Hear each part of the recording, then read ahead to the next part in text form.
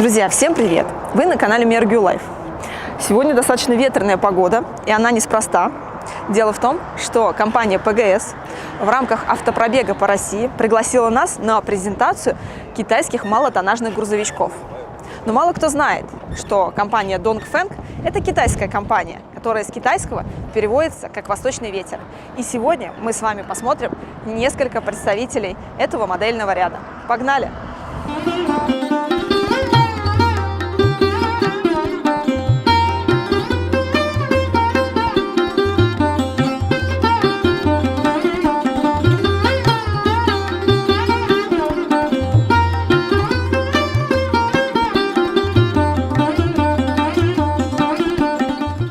Первый наш малыш – это вот такой вот грузовичок Dongfeng Z55. Конечно, этот малыш не для дальнобоя, это все-таки для городских перевозок. Сейчас обязательно все померяем, чтобы не быть голословными. Узнаем, какая же грузоподъемность, сколько палетов сюда влезет. Жень, мы сегодня приехали всей командой. Так, длина у нас получается вот здесь вот 3 метра. 3.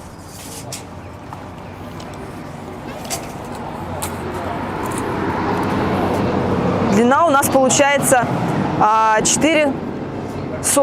4,40. И ширину померяем. 2,17.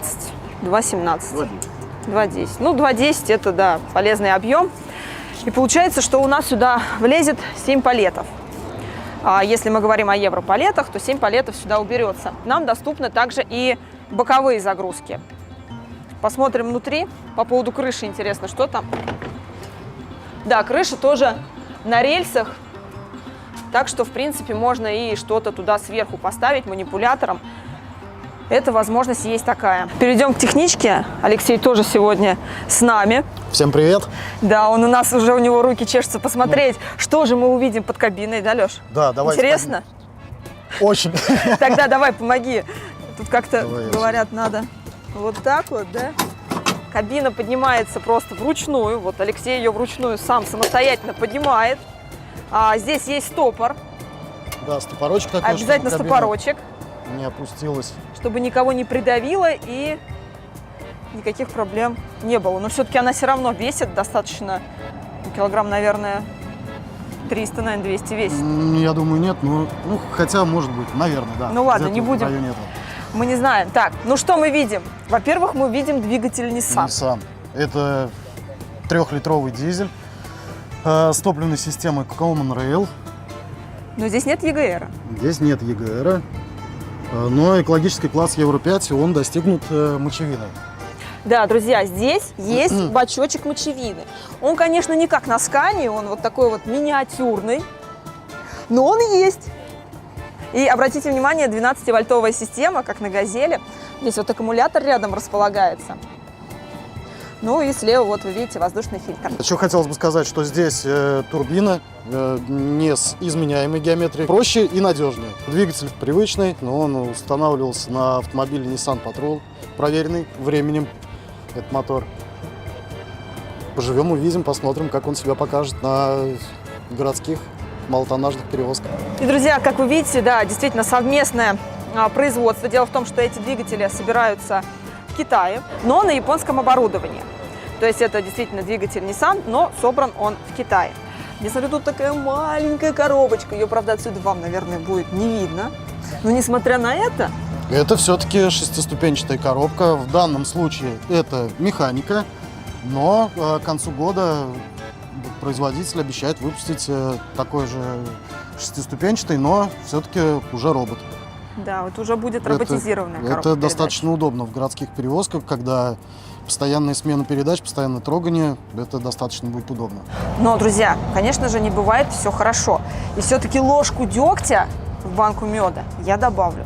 Мне, вам сразу скажу, не нравится, что здесь нет защиты. Вот посмотрите, нет никакой защиты. Поэтому все-таки хочу обратить внимание, что защита нужна, потому что это городские перевозки, какие-то обледенелые заезды во дворы, какие-то отбойники.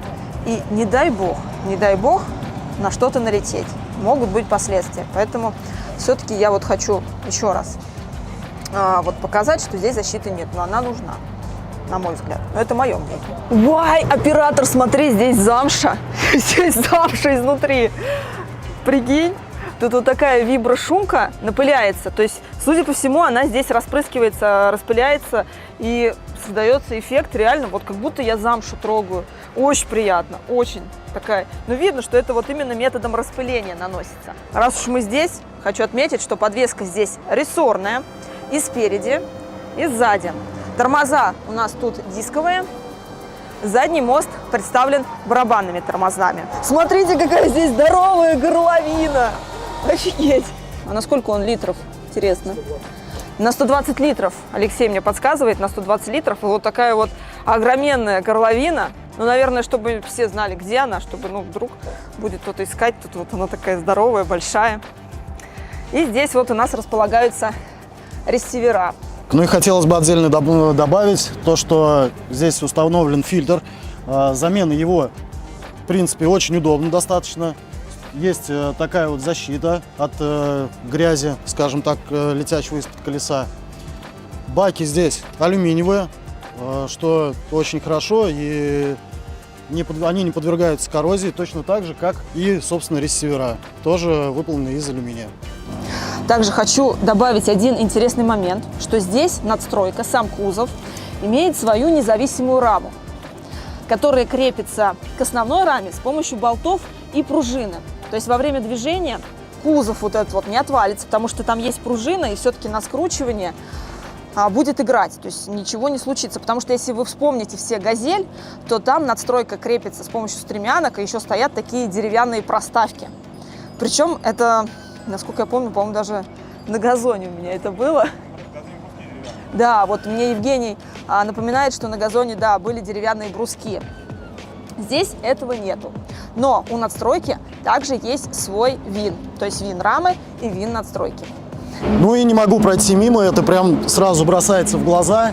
Мы видим наличие стабилизатора поперечной устойчивости. Это достаточно неплохая такая вещь, двигаясь по дорогам. При ветре у автомобиля не создается больших кренов. И, кстати, ребят, вот, ничего себе, здесь ящичек. О, достаточно вместительный. На защелочках все хорошо. Грузоподъемность этой малышки до тонны. Категория легковая, категория Б.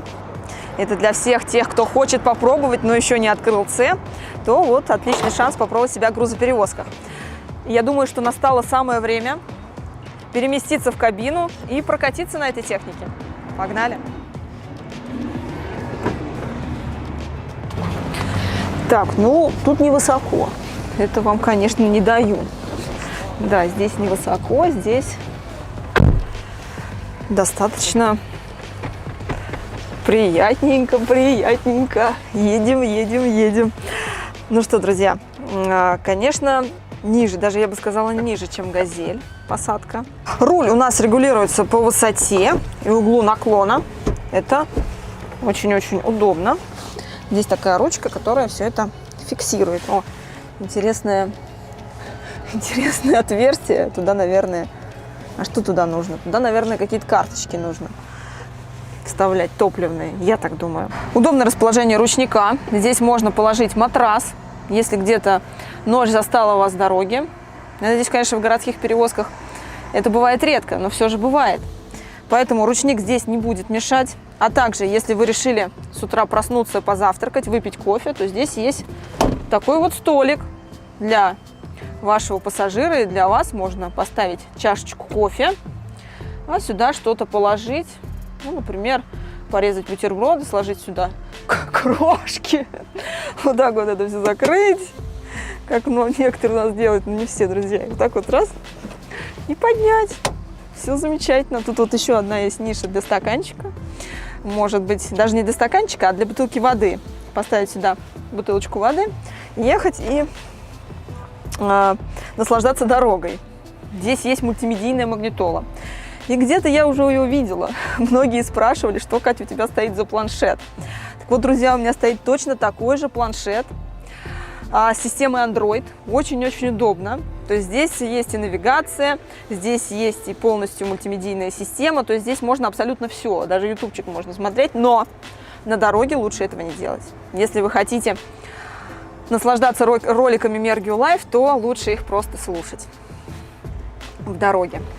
Есть два вот таких бардачка. Ну, тут видно уже бардачок. Бардак образовался. Ну, на то он и бардачок. Да? Можно сложить что-то. Сюда можно что-то сложить.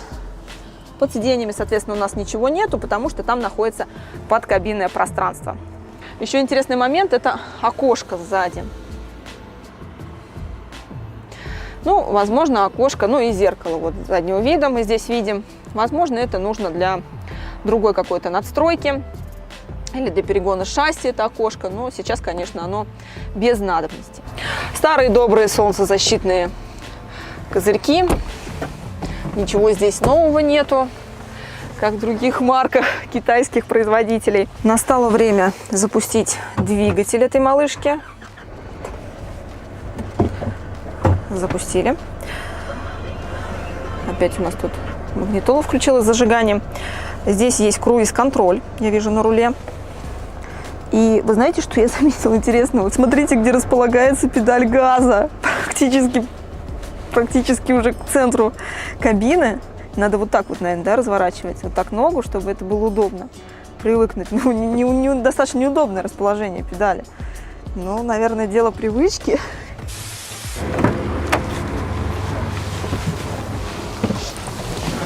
Ручка, кстати, удобная. Всем привет, меня зовут Евгений, и я работаю водителем. У меня есть опыт работы на подобной машине, и есть чем сравнить. Кабина сделана современно, то есть это не утилитарное, это более-менее уже прилично все, и хромовые элементы, как китайцы любят. Компактная кабина. Ну, в принципе, я со своим ростом 185 сюда нормально умещаюсь. До потолка места хватает. Единственное, слишком близко руль. Он прекрасно регулируется в любом положении. Даже вот так вот. Коробка шестиступка на трассах. Четкая, кстати, коробка. Ну и самая главная радость водителя. Магнитола. Огромная мультимедиа. Так понимаю, что она на андроиде.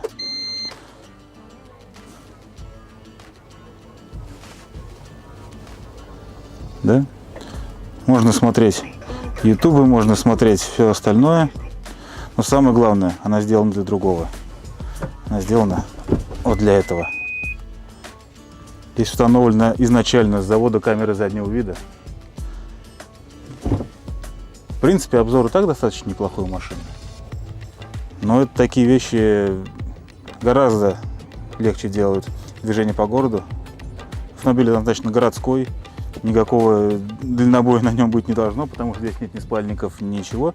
Хотя при желании в кабине разместиться можно. И какое-то время киморнуть можно будет. Я думаю, надо попробовать прокатиться. Выжимаем сцепление, включаем первую передачу. Снимаем ручник. Включаем поворотник, так как начинаем движение. И все. И погнали. Погнали. Ну, коробка достаточно шумно переключается.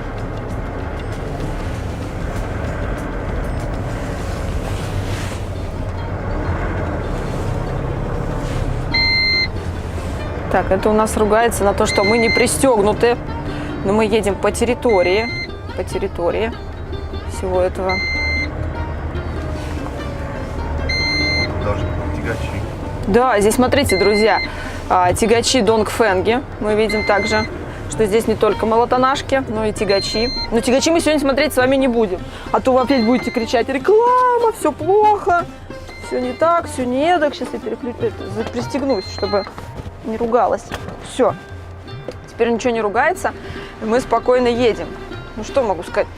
Маневренная машинка. То есть ГУР справляется со своей задачей на все 100. Очень удобно маневрировать в городском режиме. То есть если куда-то по дворам кататься, большие зеркала. То есть мы видим, что большие зеркала удобно будет парковаться. Вот сюда, например, мы решим встать.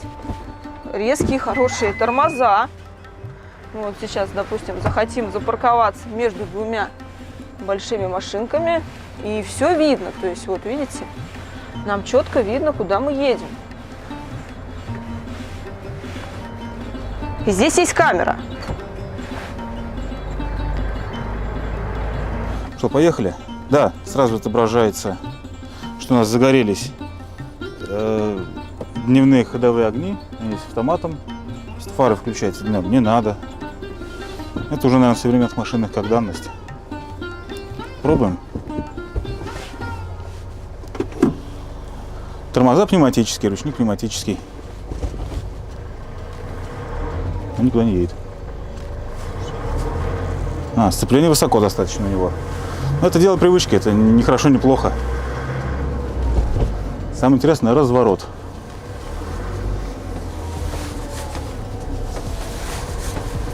Слушай, он на месте разворачивается.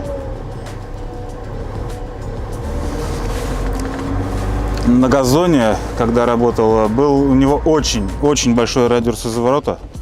За счет этого ездить между домами, на всякие на выгрузки, на прочие, было крайне некомфортно. Там даже выкручивались специальные стопорные болтики, не сильно помогало. На этой машинке крутиться по дворам будет одно удовольствие. Развозить доставки, развозить товары по магазинам, развозить там какую-нибудь бутилированную воду, например. И динамики, в принципе, ему хватает. Разгоняется достаточно неплохо.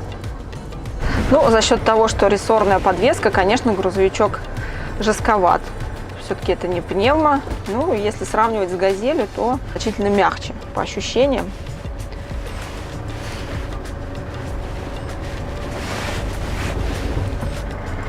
Гудок.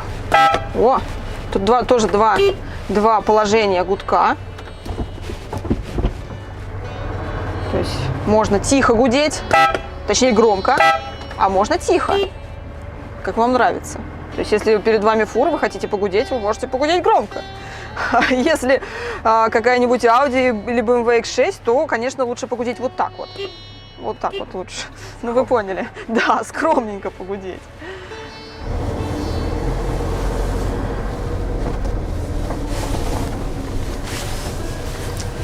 Разворот, конечно, шикарный просто. Для его задач это именно то, что нужно.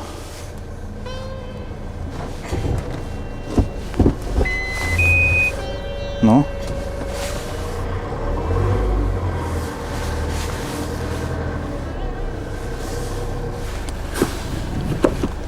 Одно время я работал по городу на развозе на своем автомобильчике, в фургоне.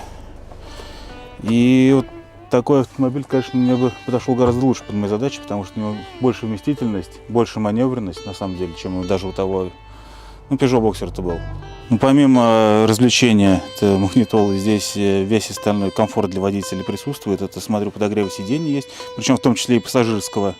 Есть кондиционер, что хорошо, потому что, как правило, в таких вот утилитарных машинах кондиционеров не бывает. Целых 2 прикуривателя. Единственное, не хватает мне вот подлокотничка. Здесь бы он прям пришелся к делу. А так, не вижу ничего такого, чтобы здесь препятствовало работе комфортной на этой машине.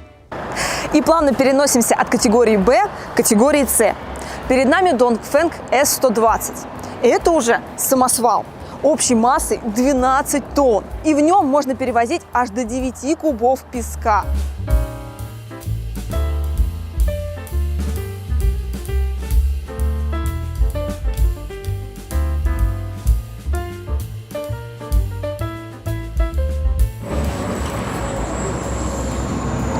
Ну, конечно, друзья, назвать его карьерным самосвалом – это слишком громко.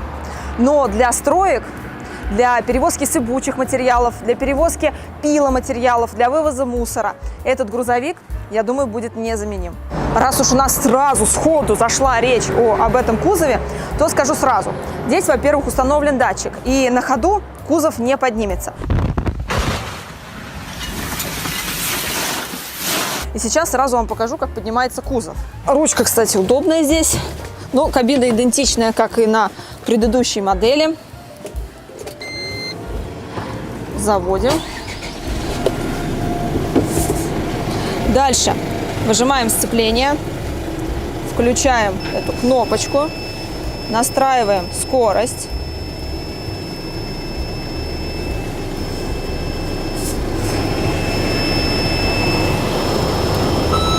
И поднимаем кузов.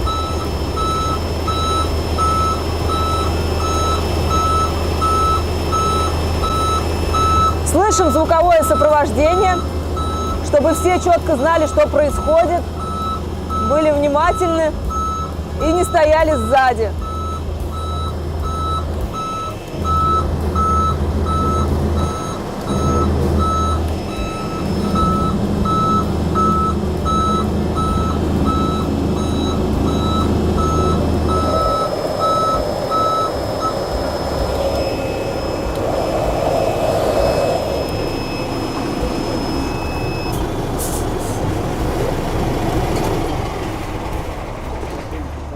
Вот так вот это все легко и просто делается. И сейчас давайте поднимем кабину и посмотрим различия между категорией Б и категорией С. Что же здесь нового и что изменилось? Тут такой же мы видим механизм подъема кабины. У нас есть Подниматель кабины.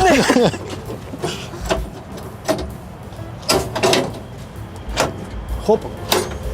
И легким движением руки кабина поднимается. Стопор обязательно. Да, ставим стопорок. Да-да, признаю, забыла сказать грузоподъемность этой техники.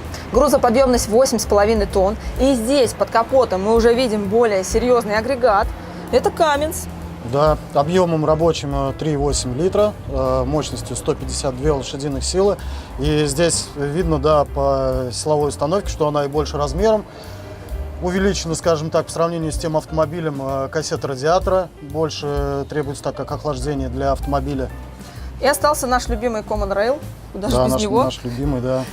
Также, друзья, чтобы вы понимали, вот это вот, я сперва подумала, что это бачок автономки. Ну, так как это уже грузовая техника, здесь даже есть спальник, я вам попозже его покажу. Я думала, что это бачок автономки, но нет, это расширительный бачок антифриза. Автомобиль оборудован 8-ступенчатой механической коробкой с демультипликатором. Да, она по-прежнему Fast Gear, небезызвестный уже нам. Что у нас здесь еще интересного есть?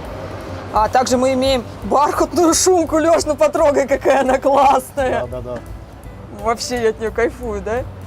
Смотри, прямо там бархат какой-то. Я не знаю, как эта субстанция называется, но... Ну, прикольно же, да? Видно, что шумопоглощение есть. Ну и здесь вместо деревянных проставок, как на газоне, у нас уже вот есть вот такие вот резиновые проставки. Ну и, конечно же, это, я считаю, что лучше. Ну, из минусов здесь мы видим, что нет защиты. Здесь вот видим радиатор кондиционера, рядышком здесь расположен. Не знаю, в общем, эксплуатация. Но здесь явно выше подвеска, вся подвесная часть. Так что, ну, будем надеяться, что каких-то кочек наш водитель не встретит на своем пути. Хочу отметить удобное крепление запасного колеса. То здесь есть такой механизм, колесо отводится, его можно удобно снять. Здесь вот такие вот две скобы и спокойно поменять. Здесь уже 24-вольтовая система, то есть это уже не 12. И на попке этого грузовика мы имеем такой вот массивный отбойник, но несмотря на свою массивность, здесь встроен парктроник. Вот датчики парктроника. Ну и, конечно же, какой же китайский автопром без камеры? Камера обязательно.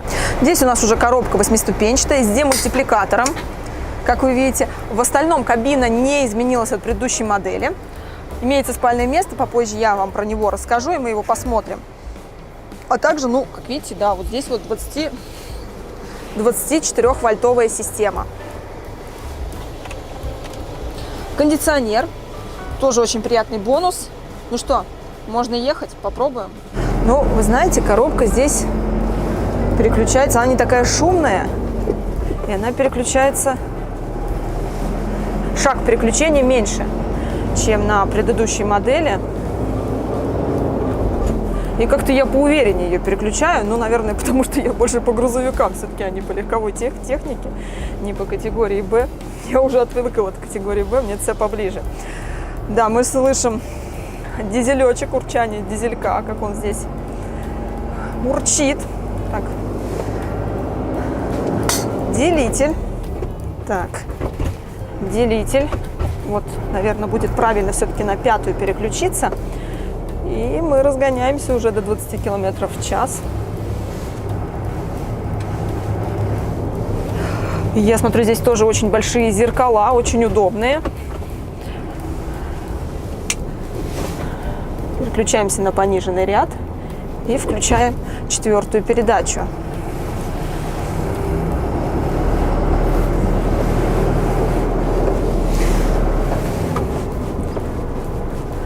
Тормоза. Ну, тормоза здесь немного плавнее.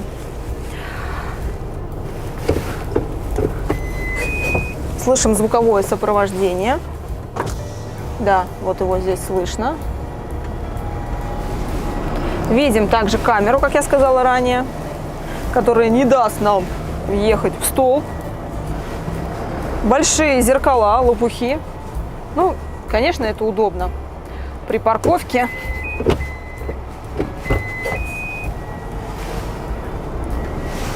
И маневрирование задним ходом.